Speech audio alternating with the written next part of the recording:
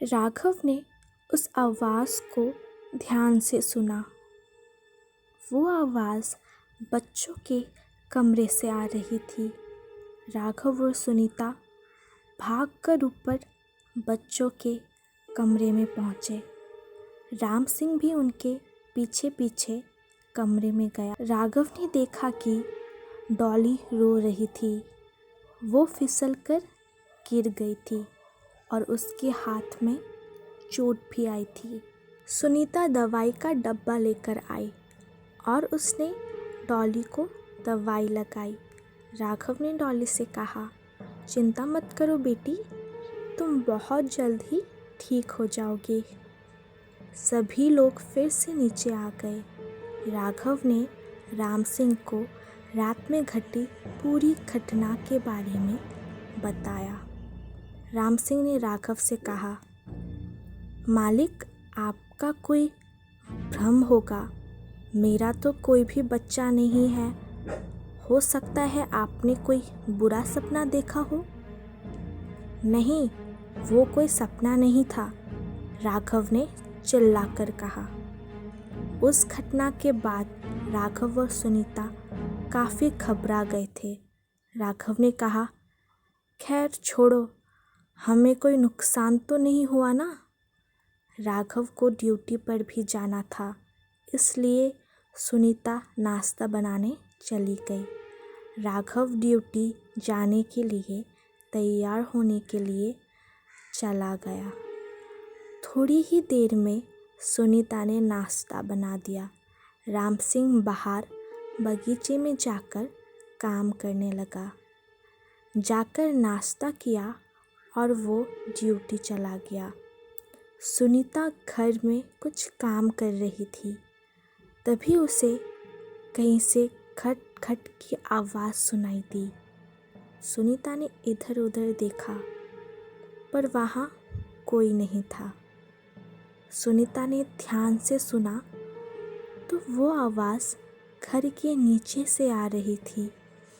सुनीता समझ गई कि ये आवाज़ तहखाने से आ रही है, लेकिन तहखाने में तो ताला लगा था। सुनीता ने सोचा कि शायद उसमें कोई चूहा या फिर बिल्ली हो। वो निश्चिंत होकर अपने काम में लगी रही। उधर डॉली और साहिल खेलने लगे। खेलते खेलते वो घर के बाहर चले गए। डॉली को बगीचे में एक गुड्डा पड़ा मिला। डॉली उस गुड्डे को उठाकर घर में लाई। उसने सुनीता से कहा, मम्मी मम्मी, देखो मुझे गुड्डा मिला। सुनीता ने ध्यान से उस गुड्डे को देखा। उसे याद आ गया कि ये तो वही गुड्डा है जो कल उस लड़की के पास था और उसके ऊपर खून भी लगा था। सुनीता ने वो गुड्डा उससे छीना और दूर घर के बाहर फेंक दिया। सुनीता ने डॉली से कहा, उस गुड्डे को दोबारा मत छूना। सुनीता काफ़ी डर गई। फिर वो बच्चों को लेकर अपने कमरे में चली गई। सुनीता ने डॉली और साहिल से कहा, बच्चों, तुम यहीं खेलो, घर के बाहर मत जाना। धीरे धीरे शाम हो गई। राघव जब घर आया तो सुनीता ने उसे सारी बात बताई और राघव से कहा, जब से हम इस घर में आए हैं हमारे साथ कुछ ठीक नहीं हो रहा। उस कमरे में और तहखाने में अजीब अजीब आवाज़ें आती है। मुझे बहुत डर लगता है। ज़रूर ही उस कमरे में कोई है और तहखाने में भी कोई है। राघव ने भी उसकी हाँ में हाँ मिलाते हुए कहा, हाँ, उस कमरे में कुछ ना कुछ तो है जो राम सिंह हमें बताना नहीं चाहता। राघव ने कहा, उस कमरे में जो भी है हम राम सिंह से उसके बारे में पूछकर ही रहेंगे। राघव ने राम सिंह को बुलाया और उसे कहा, राम सिंह, मुझे बताओ इस कमरे में क्या है, नहीं तो मैं इसके अंदर जाकर खुद ही देख लूँगा।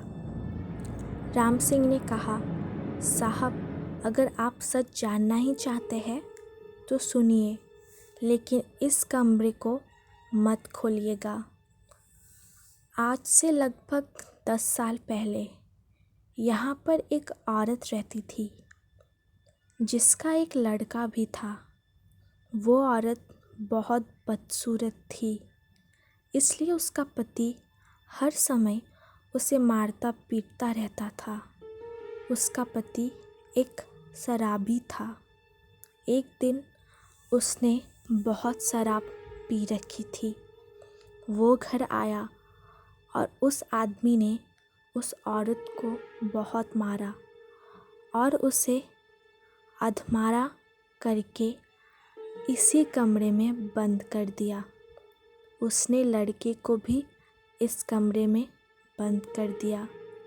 बाद में उस आदमी ने इस कमरे में आग लगा दी। वो दोनों यहीं जलकर यहीं मर गए और उनकी आत्मा इसी कमरे में भटक रही है। इसलिए अगर इस कमरे को खोल दिया तो अनर्थ हो जाएगा। राम सिंह ने अपनी बात ख़त्म की तो राघव ने उसको डपटते हुए कहा, मैंने तुमसे इस कमरे के बारे में पूछा था, कोई फिजूल की कहानी बनाने को नहीं कहा था। फालतू की बातें मत करो। आत्मा वात्मा कुछ नहीं होती है। मैं अभी इस कमरे को खोलने जा रहा हूँ। राम सिंह ने कहा, नहीं साहब, इस कमरे को मत खोलिएगा। इस कमरे को खोलते ही उस औरत की आत्मा बाहर आ जाएगी और फिर उसे रोकना असंभव है।